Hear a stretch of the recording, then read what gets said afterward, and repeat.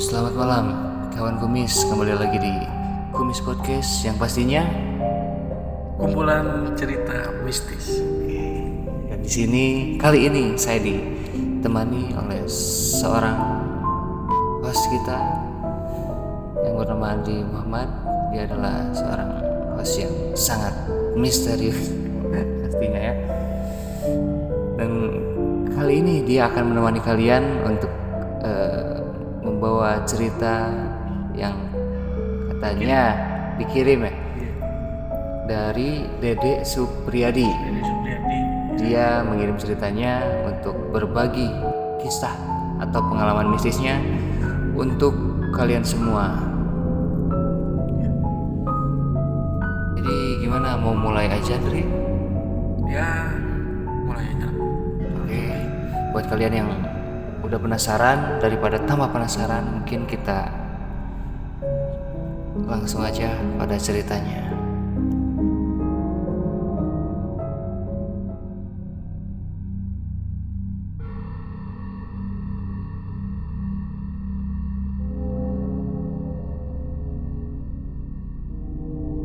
Baiklah kawan kumis, saya akan menceritakan sebuah pengalaman mistis yang dikirimi oleh Dede Supriyadi pada saat ia berumur 20 tahun, yang dimana dia baru awal bekerja di pabrik daerah Kabupaten Bandung.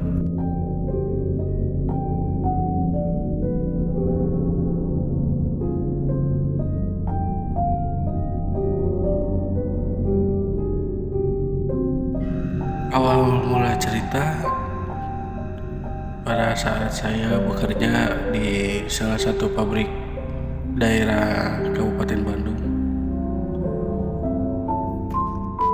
Saya agak lupa tanggalnya, namun ya yang saya ingat pada saat itu pada tahun 2016, yang pada saat itu saya masih berusia 20 tahun.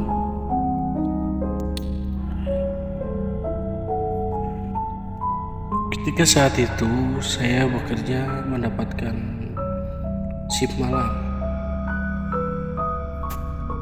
yang prosedurnya pada saat itu bekerja mulai dari pukul 8 malam sampai 3 dini hari. Dan di saat itu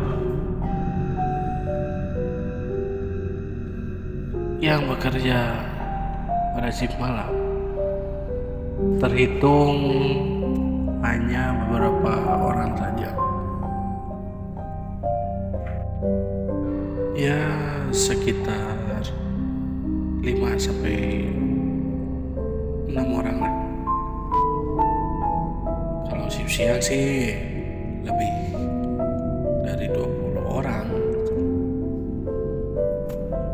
Singkat cerita, saya berangkatlah bekerja pukul 8. Dan ketika sampai pekerjaan, saya diperkenalkan oleh pengawas di situ kepada rekan-rekan kerja saya pada shift malam itu. Lalu setelah saya diperkenalkan, lanjutlah saya bekerja. Karena kan memang pekerjaan saya pada saat itu dibilang agak mudah sih. Ketika saya bekerja, saya bercanda sama rekan baru saya lah, bisa dibilang baru berkenal lah. Saya bercanda hingga tidak terasa pada saat itu pukul 12:30 malam lah.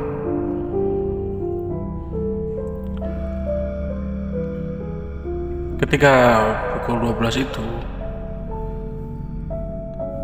kita semua beristirahat lah. Dan pada saat itu saya keluar dari ruangan bekerja saya, dan kita ya makan dulu gitu kan. Ya selain makan juga ya kita lagi ya mengobrol-ngobrol gitu kan. Ketika sedang asik mengobrol,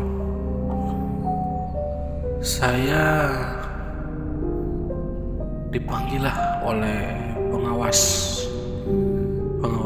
saya untuk menghampiri beliau lah ya di ruangan saya, ruangan tempat saya bekerja. Singkat cerita,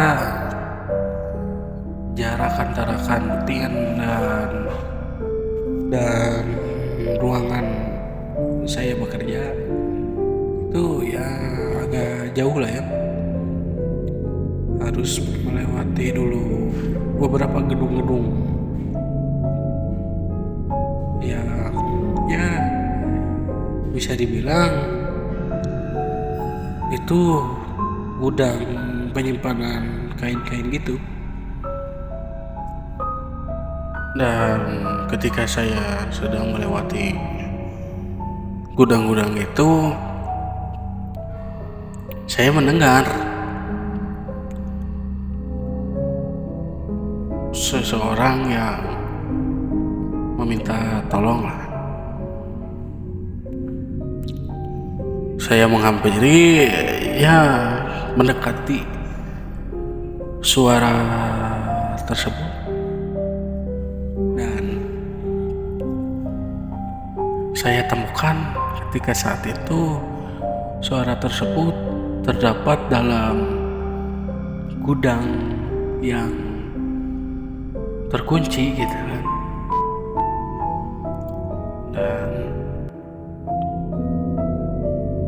saya coba dengarkan lagi, dan memang benar yang meminta tolong itu berada di dalam gudang tersebut. Dan karena saya berpikir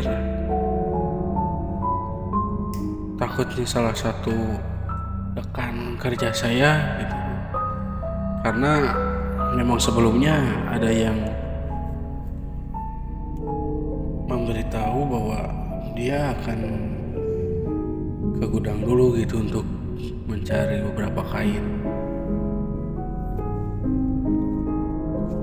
Ketika saat itu, karena gudang itu terkunci, saya mencoba cari security di daerah tempat saya bekerja itu. Saya mencari, dan ketika saat itu saya bertemulah dengan satpam itu. Dan singkat cerita, saya dan satpam itu mengobrol lah ya. Kita berkenalan, dan saya memberitahu bahwa ada yang berteriak meminta tolong. Serentak satpam tersebut kaget lah, dan buru-buru lah kelihatannya untuk menghampiri gudang tersebut dan berniat untuk menolong.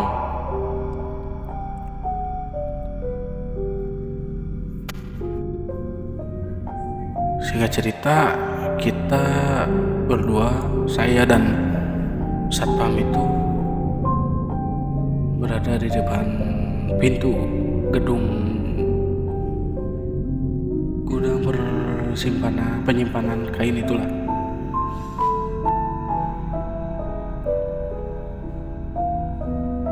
Satpam itu membuka kunci gerbang itu, dan ketika sudah terbuka dan masih memang terdengar suara yang meminta tolong. Yang anehnya itu, ketika saya memasuki ruangan tersebut, area tersebut sangat hening sekali. Hanya ada suara yang meminta tolong saja. Dengan cerita, saya dan satpam itu mencari di mana letak suara itu. Dan saya melihat ada seseorang yang bisa dibilang ya terjepit lah ya. Terjepit dengan impit, ya bisa dibilang kan itu ada alat-alat itu kan, terjepit gitu. Dan lekaslah saya buru-buru dengan Bapak Satpam itu untuk segera menolong orang tersebut. Singkat cerita, dengan sekuat tenaga kita berdua, seseorang itu akhirnya terselamatkan.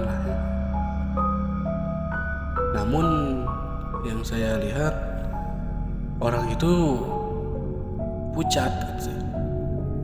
Ya, saya tidak berpikir aneh-aneh, karena mungkin dia merasa ya karena akibat terjepit juga ya. Dan mungkin dia sudah pasrah gitu, jadi mukanya tampak pucat gitu. Ketika sudah kita tolong, orang tersebut mengucapkan banyak terima kasih. Yang anehnya lagi, seragam yang dipakai oleh orang tersebut agak beda lah dengan yang dipakai oleh saya.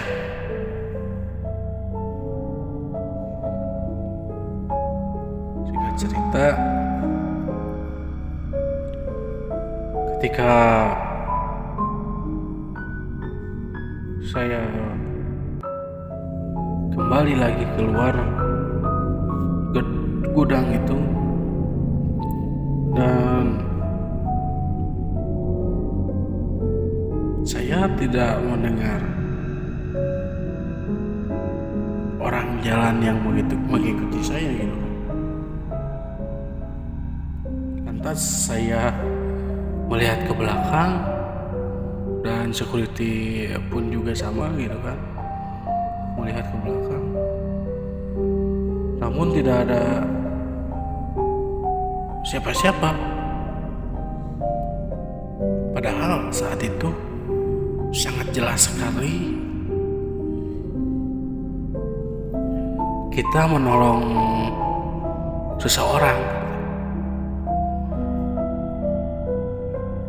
Dan kata security, ya sudahlah, hiraukan aja, kita balik lagi aja. Karena security bilang kayak gitu, ya udahlah, saya ikutlah untuk balik lagi, balik keluar gudang tersebut.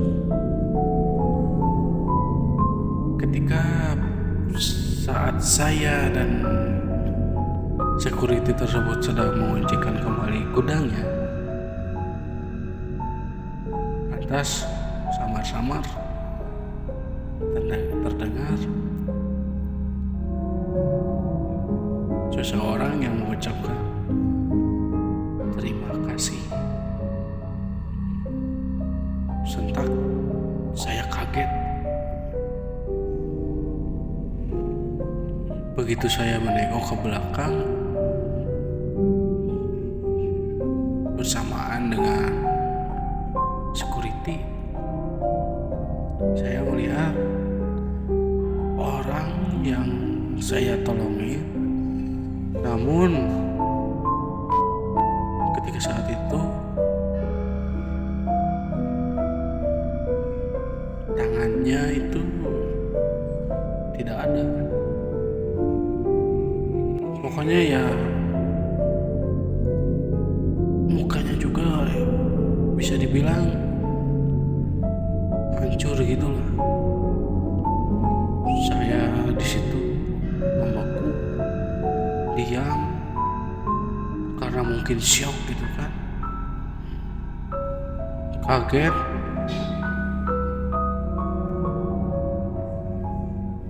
Begitupun security juga gitu kan, diam. Ketika saat itu saya entah kenapa gitu,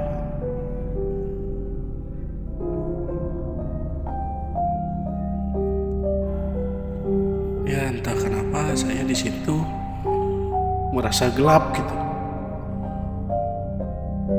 Singkat cerita, saya sudah dikerumunin oleh teman-teman kerja saya.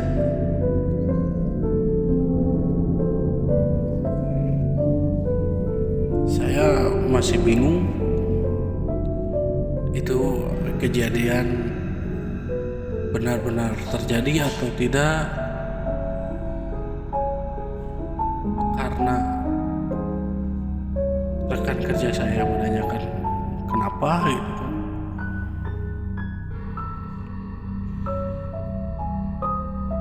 Saya coba jelaskan lah. Saya jelaskan, dan ketika saat itu rekan saya bilang,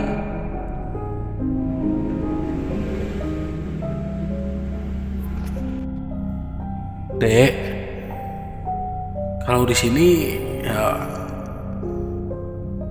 kalau orang yang sudah lama bekerja di sini pasti menghiraukan itu, menghiraukan suara-suara minta tolong itu, karena memang orang-orang yang sudah lama bekerja di sini tahu akan kejadian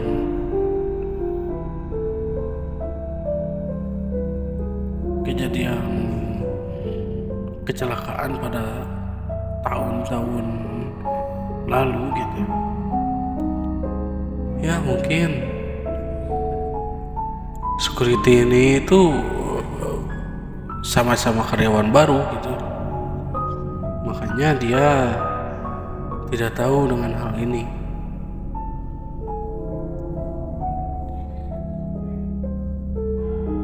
Karena memang kejadian ini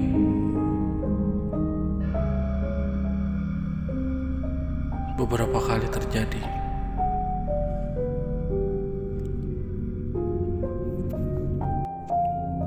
Sesudah teman kerja saya menjelaskan kejadian itu, saya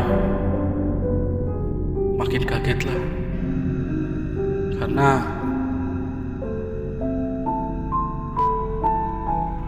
rekan saya bilang bahwa itu adalah karyawan juga di sini gitu. Dia meninggal karena kecelakaan di gudang. Dia mungkin tak gimana kejadiannya, yang jelas adalah ketika orang-orang datang menemui dia sudah keadaan meninggal dunia dan tangannya putus. Sama dengan halnya ketika saya menolong dan melihat dia setelah dia mengucapkan terima kasih kepada saya. Dan itulah pengalaman mistis pribadi saya yang saya masih terngiang-ngiang dan teringat akan mukanya, akan kejadiannya gitu. Semoga cerita saya pendengar Kumis Podcast terhibur dan bisa menjadikan contoh bahwa ketika bekerja kita harus berhati-hati karena kita tidak tahu apa yang akan terjadi. Sekian, saya Dede Supriyadi. Terima kasih.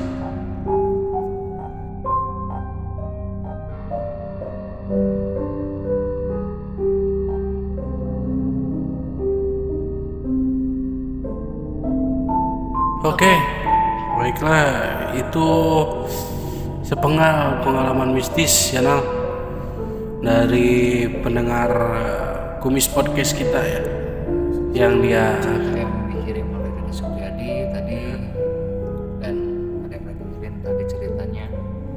Buat kalian juga yang pengen kirim cerita boleh banget ya, dan dikirim aja lewat Gmail yang ada di deskripsi.